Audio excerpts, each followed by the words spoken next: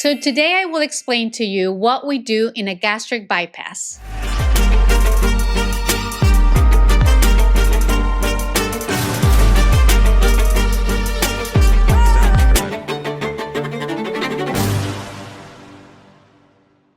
So today I will explain to you with a picture what we do in a gastric bypass.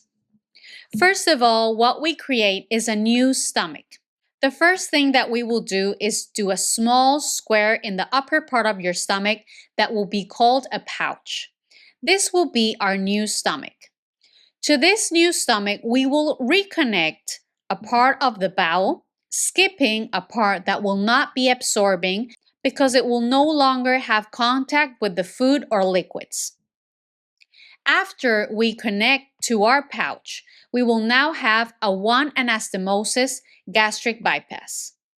We can leave it like this, or we can reconnect the other part of the bowel and now create a gastric bypass in Y.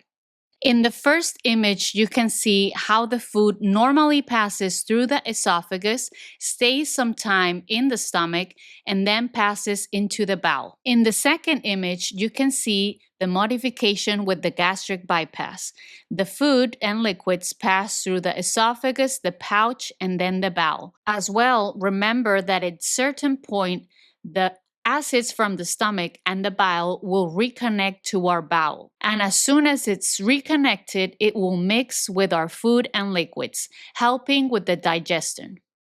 Both procedures have the same results in weight loss and controlling chronic diseases. So now the question is, how do I know if I'm a candidate for a gastric bypass?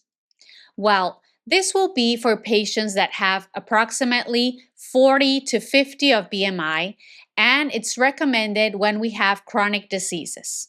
We recommend this procedure when we have more years to maintain the weight loss. So the younger the patient, we would recommend having this procedure that is a malabsorptive procedure.